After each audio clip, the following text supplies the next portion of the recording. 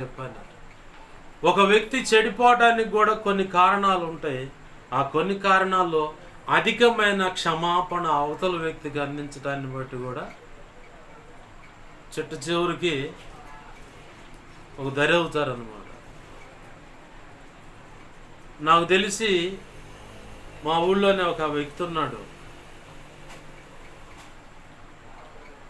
చిన్నప్పటి నుంచి బాబాయ్ బాబాయ్ అంటే పిలుస్తూ ఉండే. ఆయనకు 3 కూతుళ్ళు, పెద్దమ్మాయి కానీ ముగ్గురు హైదరాబాద్ ప్రాంతానికి చిన్నగా కొంచెం వయసుకు వస్తుండగా వాళ్ళకి సంబంధించిన వాళ్ళు కొంతమంది ఆ ఫిల్మ్ ఇండస్ట్రీలో స్థిరపడ్డారు. వాళ్ళని బేస్ చేసుకొని ఈ 3 ఆడపిల్లలు కూడా అక్కడికి వెళ్ళిపోయారు. ఆయా రీతులుగా కొంతమంది ఆడపిల్లలు డైలీ సీరియల్స్ ఉంటాయి కాబట్టి ఆ సీరియల్స్లో ఆ షూటింగ్లో కొంతమంది ఇన్వాల్వ్ అయ్యారు. లైఫ్ బాగా సెటిల్ అవుతూ ఉంది. మాత్రం ఇక్కడ ఈయన చెప్తా ఉన్నాడు, ప్రారంభం నుంచే చెప్తా ఉన్నాడు, అమ్మాయి నువ్వు వెళుతున్న బాట సరైంది కాదు, నువ్వు వెళుతున్న బాట సరైంది కాదు.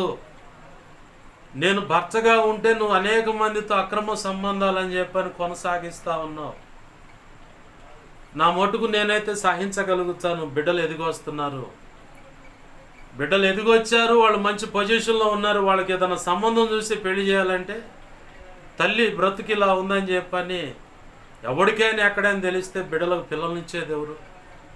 అందుట్లో ఆడపిల్లల వాళ్ళు చిన్నగా మనకు జాతగా పోయినా మన అనేవాళ్ళు ఆ హైదరాబాద్ ఆ ఫిల్మ్ ఇండస్ట్రీలో సెటిల్ అయిన దాన్ని బట్టి వాళ్ళని బట్టి ఈ పిల్లలు ఆడపోయి సెటిల్ అయిపోయారు.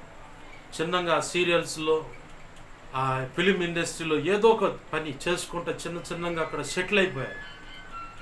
ఈ సెటిల్ అయిపోయిన దాన్ని బట్టి ఈయన బచ్చమలాడుతూ ఉన్నాడు, అమ్మ అది కరెక్ట్ కాదని చెప్పాలి. ఎంత చెబుతున్న ఇంట్లో అంటే అధికమైన క్షమాపణ ఆమె ఎలా వచ్చేసిందంటే చిట్ట చివరికి భర్త అంటే లెక్కలేని తనానికి వచ్చింది. బరితెగించి నా ఇష్టం, నువ్వేంది నాకు చెప్పేదనే పరిస్థితికి వచ్చింది. చూశాడు.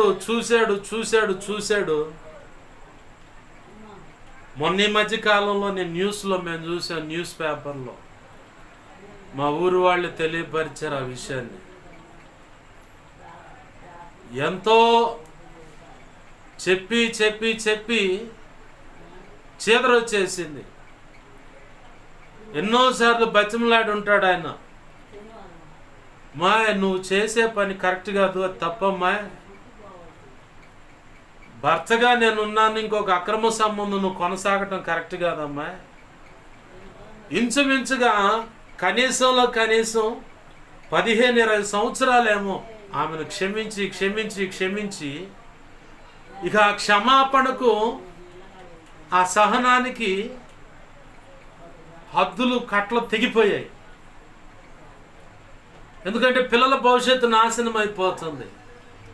తనంటే ఇటుగుడి సహించి ఓర్చుకొని చివరికి ఇక చేతగాని తను అనుకుందో ఏమని ఇక సైలెంట్గా ఓర్చుకొని బ్రతుకుతున్నాడు భర్త కాబట్టి.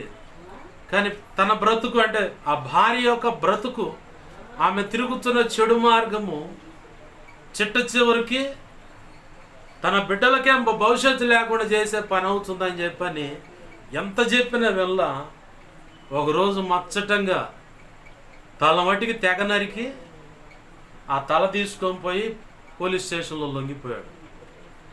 నా భార్య ఎలా పడితే అలా బ్రతుకుతుంది, ఎన్నిసార్లు చెప్పినా కానీ వినలేదు. నా బిడ్డల యొక్క భవిష్యత్తు నిమిత్తమై ఎన్నోసార్లు చెప్పాను, నివారించాను, వినలేదు, కాబట్టి ఈ పని చేశానని చెప్పని లొంగిపోయాడు. తర్వాత బెయిల్ తెచ్చుకున్నాడు. చక్కగా తన కుటుంబం తన బిడ్డలతో తాను ప్రశాంతంగా జీవిస్తూ ఉన్నాడు. వాయిదా అనుకున్నప్పుడు వాయిదా తిరుగుతున్నాడు. పెద్ద పోయేదేముంది? పిల్లల బ్రహ్మాండంగా ఇప్పుడు ఫిల్మ్ ఇండస్ట్రీలో సెటిల్ అయిపోయారు. ఎవరికోళ్ళు బాగా బ్రతుకుతూ ఉన్నారు. ఒక వ్యక్తి క్షమించే విషయంలో అధికమైన క్షమాపణ కూడా అవతల వ్యక్తికి చేతగానితనంగా మారిపోతుంది. ఈయన పని కూడా అదే అనుకుందామా, చేత కాదు, వీడికి ఏమి చేత కాదు, ఏం చేస్తాడని చెప్పని బిడ్డల భవిష్యత్తుకి ఆమె చెడిపోయిన బ్రతుకు అడ్డం వచ్చేసరికి ఇక చూశాడు చిట్ట చివరికి మచ్చటంగా గొడ్డలు పెట్టి ఎట్ట నరికాడో ఏమో తలమటికి తెగ నరికి పోయి పోలీస్ స్టేషన్లో లొంగిపోయాడు. ఎందుక ఈ విషయం చెప్తున్నా అంటే, ప్రభునందు ప్రియమైన దేవుని బిడ్డలారా గమనించండి, అధికమైన క్షమాపణ కూడా ఒక వ్యక్తికి చులకన అన్నమాట. అధికమైన క్షమాపణ కూడా చాలా ప్రమాదం.